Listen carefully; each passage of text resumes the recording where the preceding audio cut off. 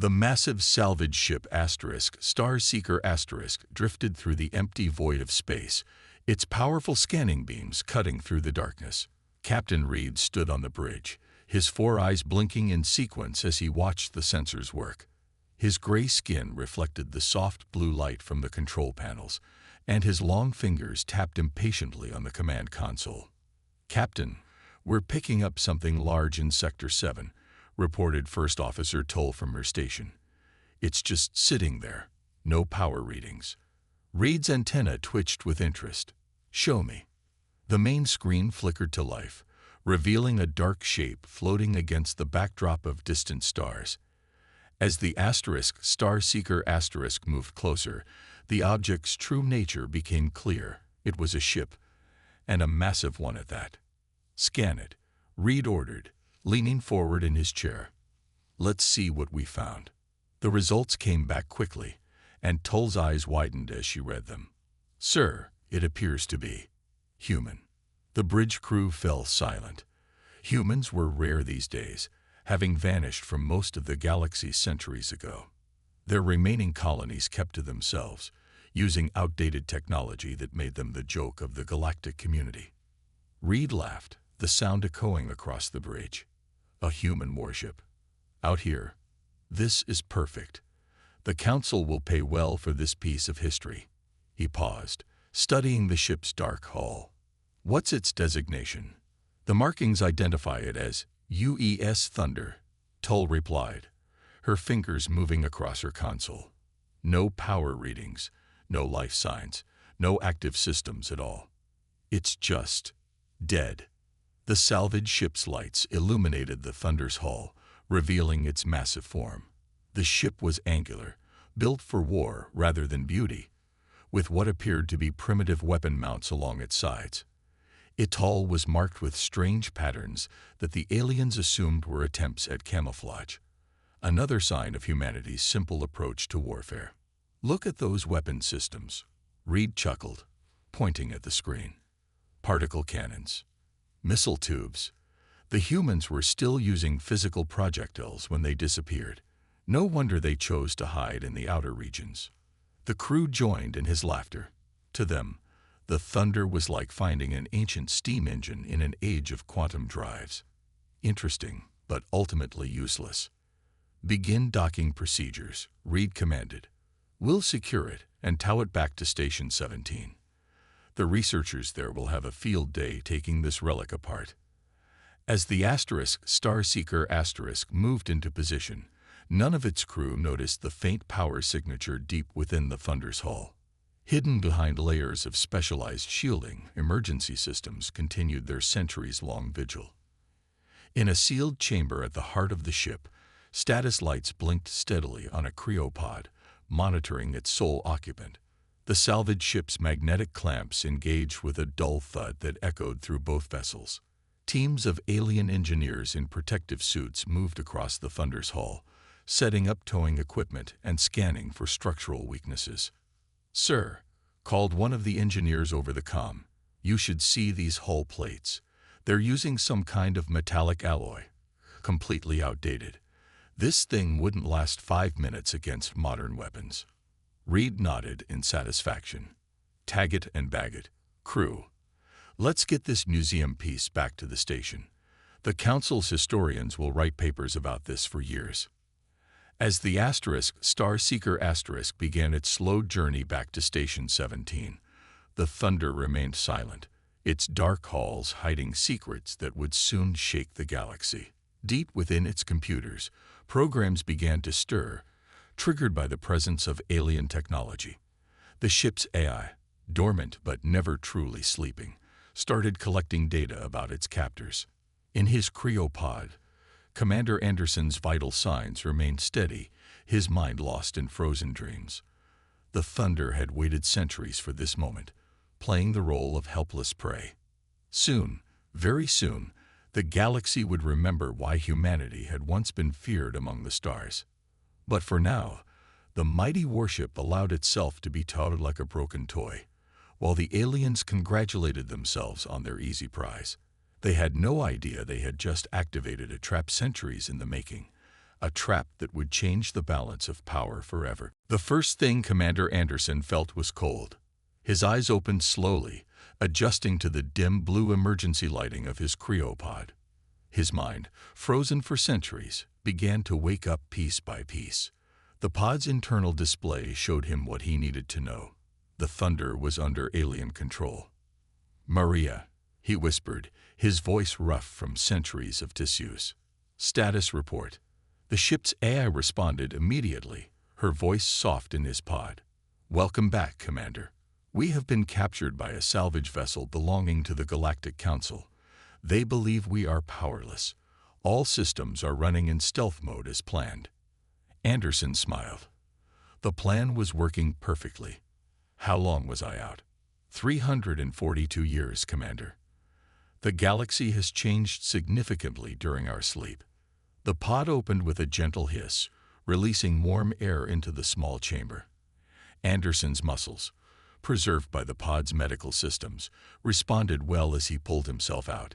He was still wearing his black uniform, the Thunder's insignia gleaming on his chest. "Show me our captors," he ordered, moving to a nearby console. The screen lit up, showing various angles of the alien salvage crew.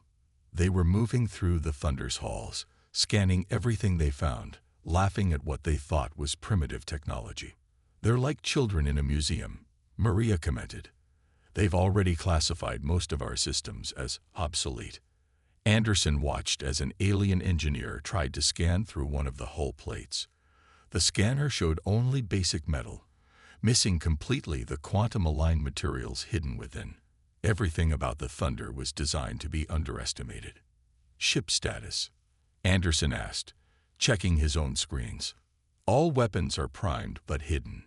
Shield generators are ready. The quantum core is still in sleep mode, but can be activated in seconds." Maria paused. "They haven't found the bridge yet.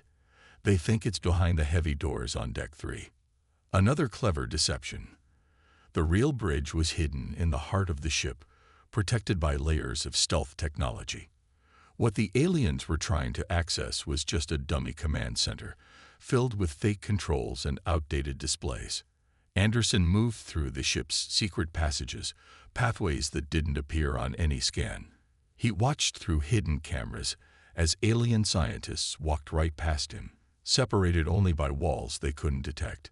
Their arrogance was almost amusing. "They're towing us to Station 17. Maria informed him. "Estimated arrival in 6 hours. The station's research team is very excited about taking apart an ancient human warship." "Let them dream," Anderson replied, reaching the real bridge. He sat in the command chair, checking systems that had waited centuries for his return. "What's the status of the other ships?" "The network is active but silent. 12 other vessels like us are in position across the galaxy. They're waiting for our signal." Anderson nodded. Humanity hadn't retreated from the galaxy in defeat. They had scattered to wait. Each ship, like the Thunder, was a carefully placed piece in a grand strategy, waiting for the right moment to reveal humanity's true power. Through the hidden cameras, he watched an alien officer laugh at the Thunder's primitive missile tubes. The officer had no idea they were looking at the most advanced weapon systems ever created by human hands, disguised to look like simple projectile launchers. "They found the engine room," Maria reported. "They're quite amused by our outdated reactor." On his screen, Anderson watched alien engineers take readings of what they thought was the ship's power core. The real quantum core hummed quietly beneath their feet, undetectable to their scanners. "Let them laugh," Anderson said softly, his eyes gleaming in the dim light of the true bridge. "They'll learn soon enough. Humanity didn't disappear because we fell behind. We disappeared because we were so far ahead, it scared us." He settled back in his chair, watching the aliens explore his ship. In a few hours, they would reach Station 17, and the real show would begin. 3 centuries of waiting were about to pay off, and the galaxy would never be the same. Station 17 buzzed with excitement.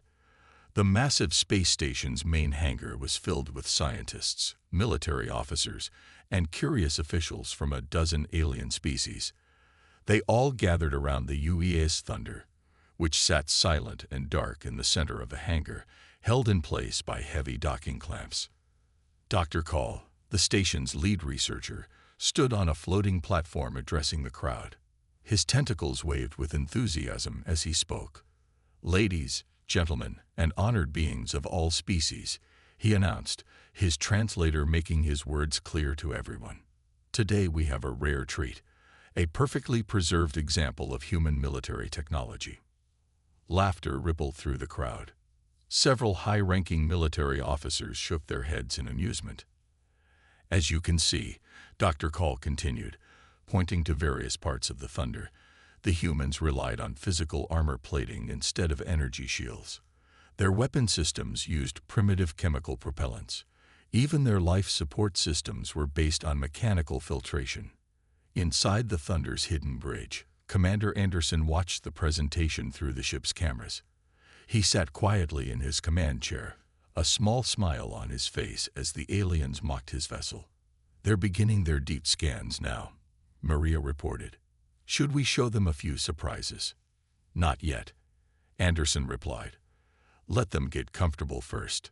Dr. Call's platform moved closer to the Thunder's hull. "Observe these so-called stealth panels," he said, tapping the dark metal. The humans thought painting their ships in dark colors would hide them from sensors. Imagine trying to hide in space using paint. More laughter filled the hangar. A military officer raised his hand. "What about their weapons? Were they as primitive as we've heard?" "Even more so." Dr. Call activated a holographic display showing the Thunder's weapon mounts. They still used physical projectiles, actual metal shells propelled by explosions. Their energy weapons were barely strong enough to damage modern shielding. Anderson checked his own displays. The alien scans were bouncing harmlessly off the Thunder's outer layer, seeing only what the ship wanted them to see.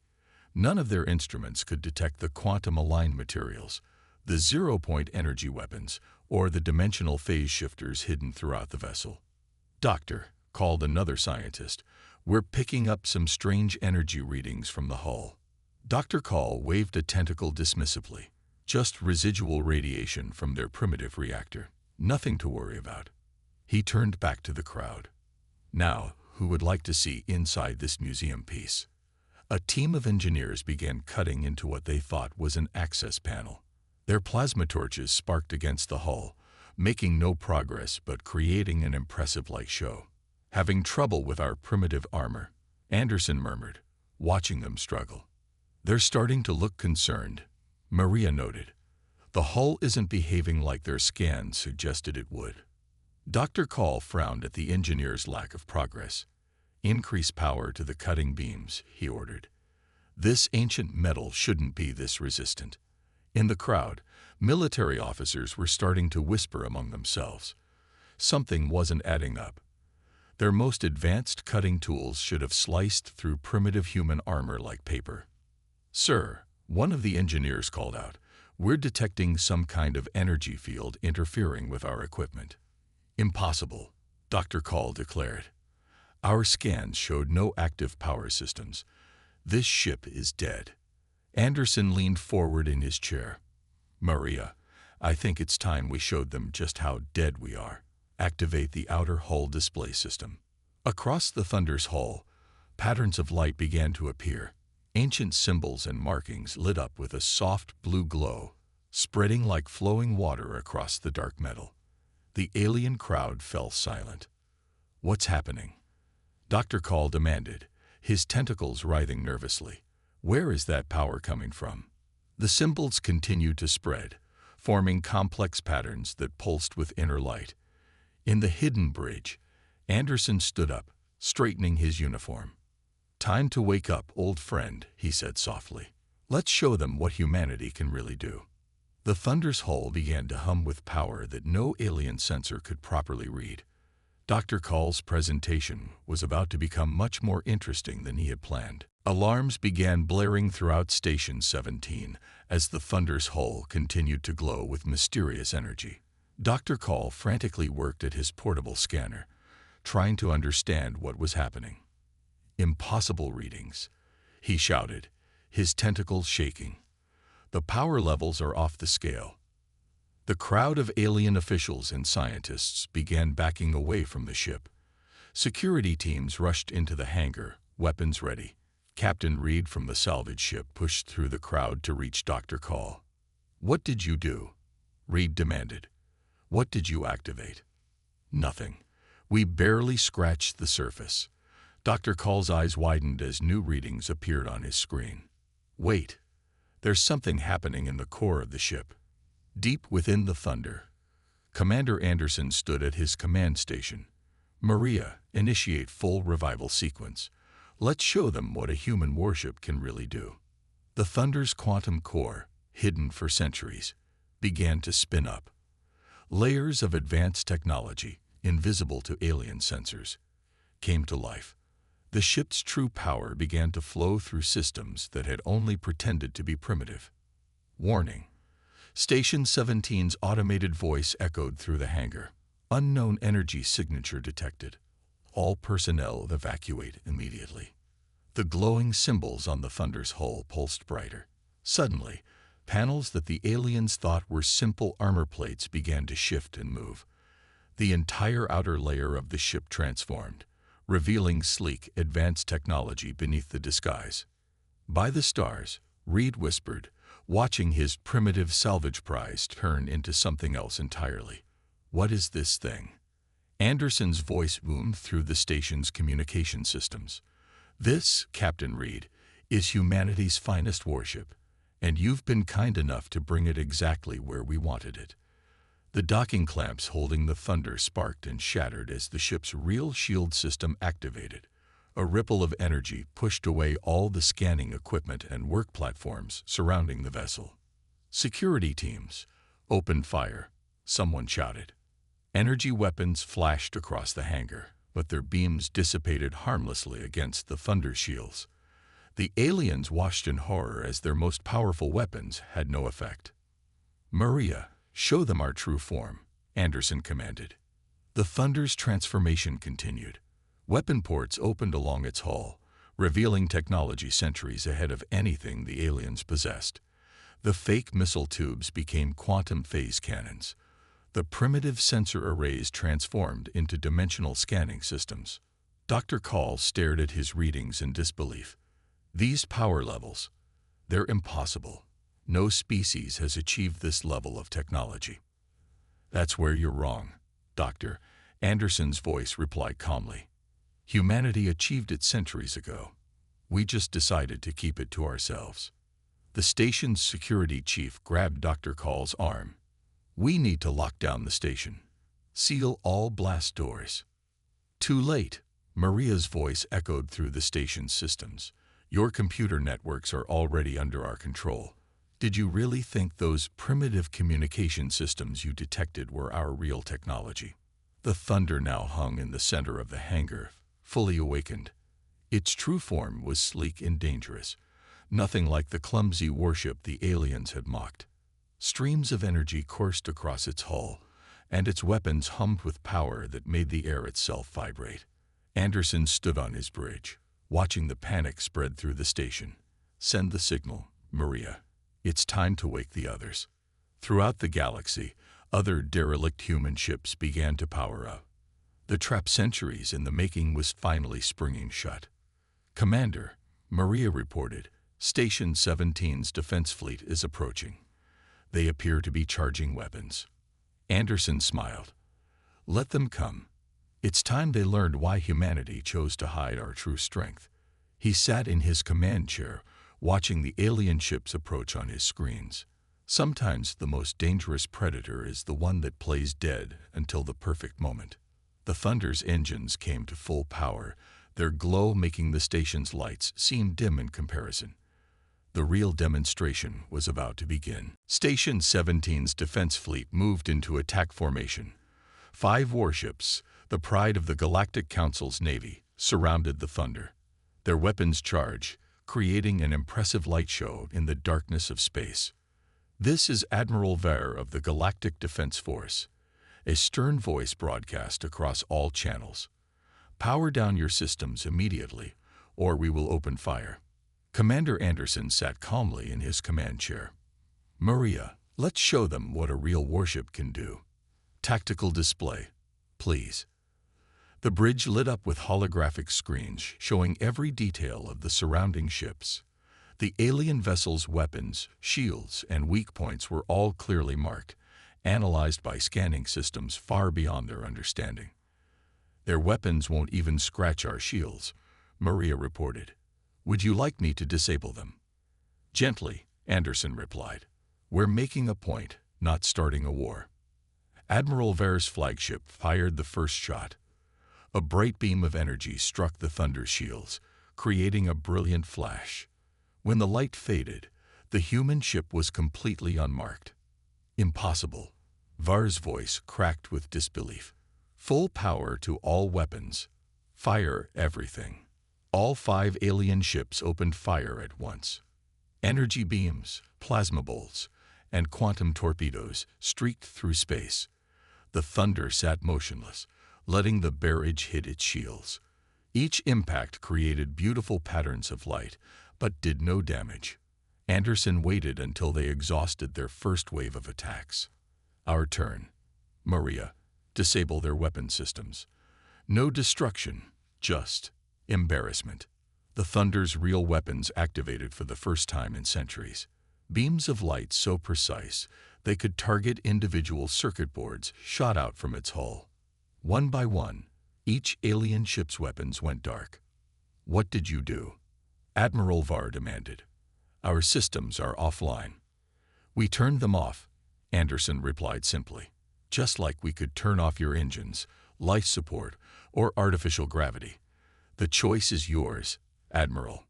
On Station 17, Dr. Call and the other scientists watched in awe as their most powerful ships were disabled with surgical precision. The Thunder moved between the helpless vessels, its hull glowing with power they couldn't understand. Look at these readings, Dr. Call whispered to his colleagues. Their technology. It's like they're centuries ahead of us. But how? The humans were supposed to be primitive. Anderson's voice echoed through the station again. A little misdirection goes a long way, Doctor. While you all thought humanity had fallen behind, we were advancing far beyond your understanding. The Thunder turned toward Station 17, its weapons still humming with power. The station's defenders realized their most powerful weapons were useless against this ship they had mocked just hours before.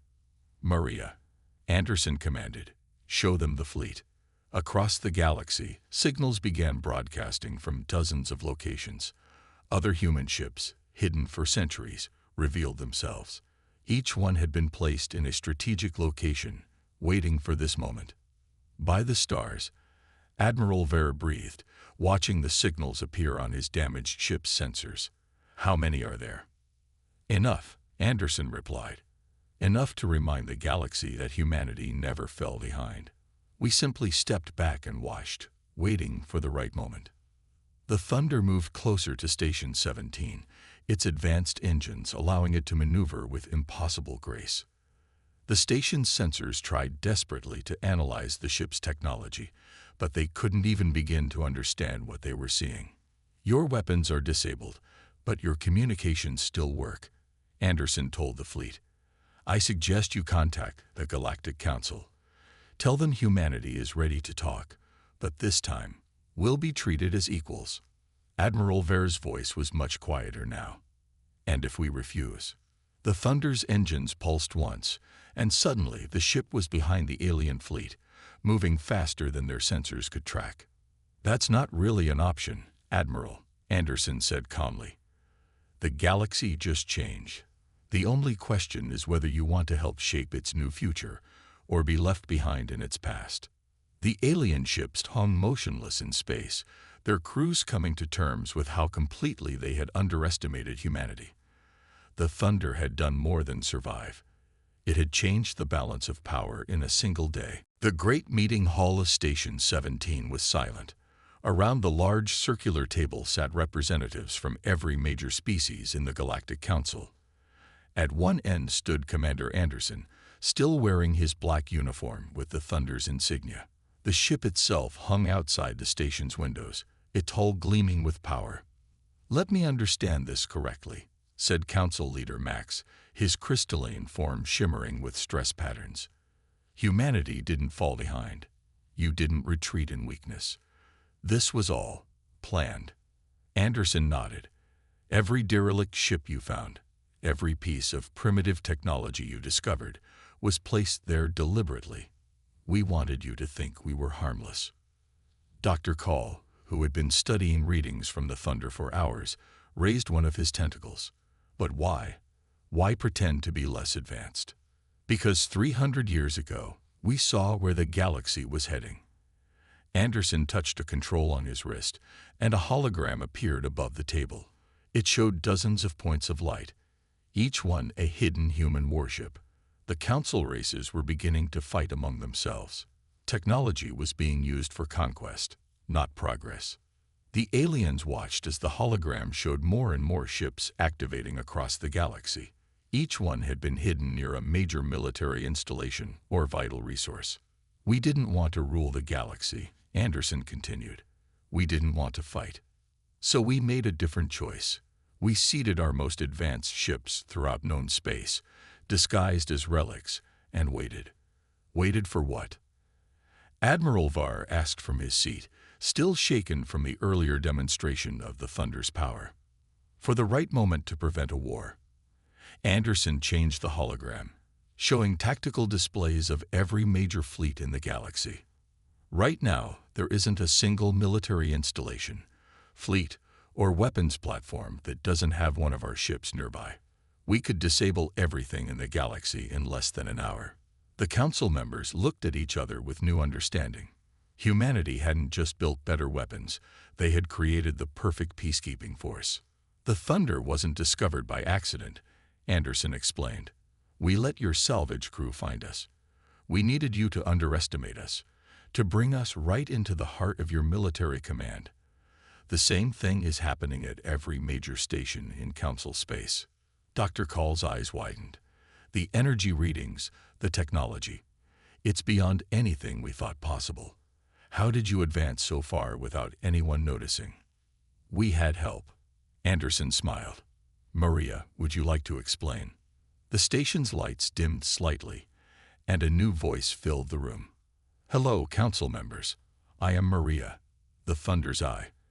But I am also part of something larger." Realization dawned on Dr. Call's face. "The quantum network, the one that connects all council systems, it's yours." "Correct," Maria replied. "Humanity didn't just build better ships. We created a network of artificial intelligences that could watch, learn, and protect. Every piece of primitive technology we left behind was connected to this network." The council members sat in stunned silence.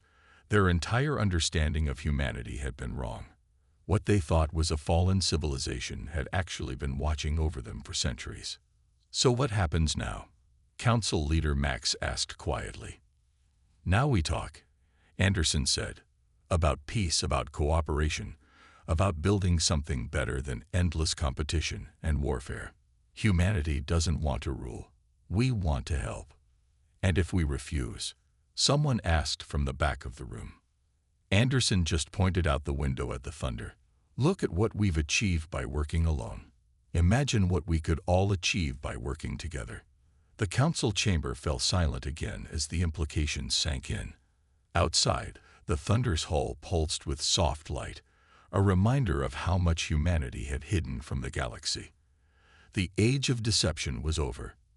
The age of cooperation was about to begin. 1 month after the Thunder's awakening, Station 17 had become the center of a transformed galaxy.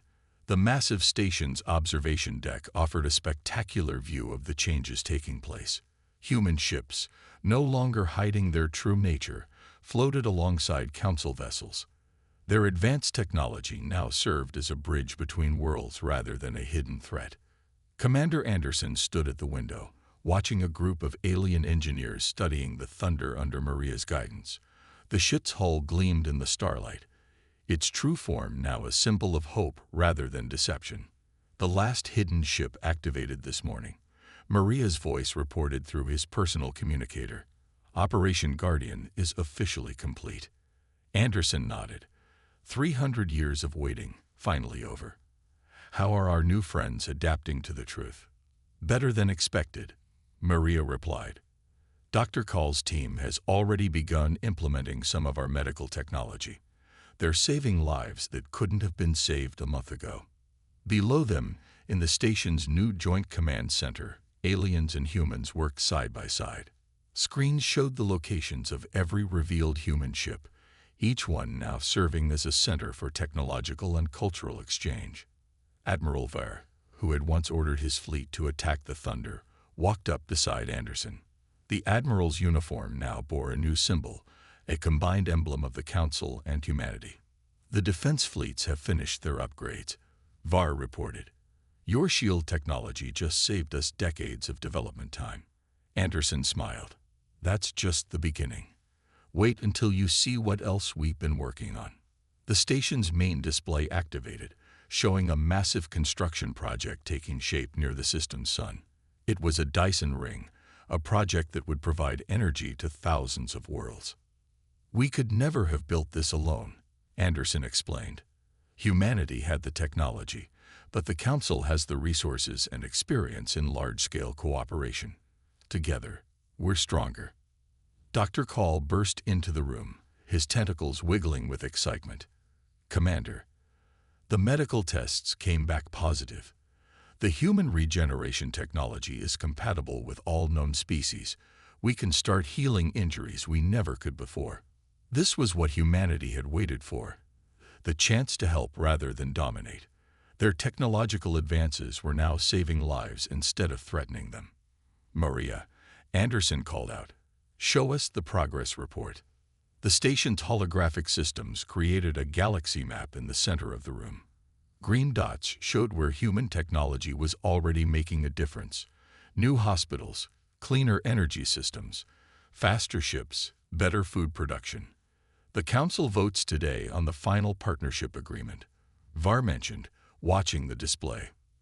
Though I don't think there's much doubt about the outcome. Anderson nodded. The agreement would make humanity full members of the Council while establishing them as guardians rather than rulers.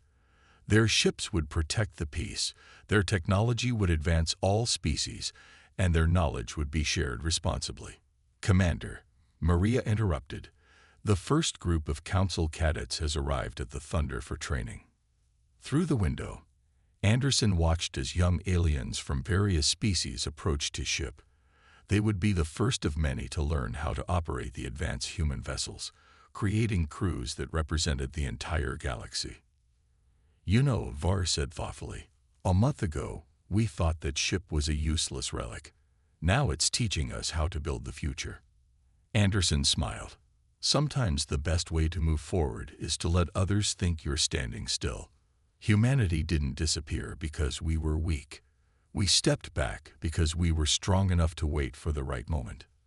The Thunder's hull pulsed with soft light, acknowledging its new role as a teacher rather than a warrior. Above them, more ships arrived daily, Council vessels coming to learn, to trade, and to build new partnerships. The galaxy's changing, Dr. Call observed, watching the ship's dock. It already has, Anderson replied. And this time, we're all changing together. The observation deck fell quiet as they watched the activity outside. The time of secrets was over. The age of cooperation had begun, and humanity's long wait had finally paid off. The galaxy would never be the same. It would be better.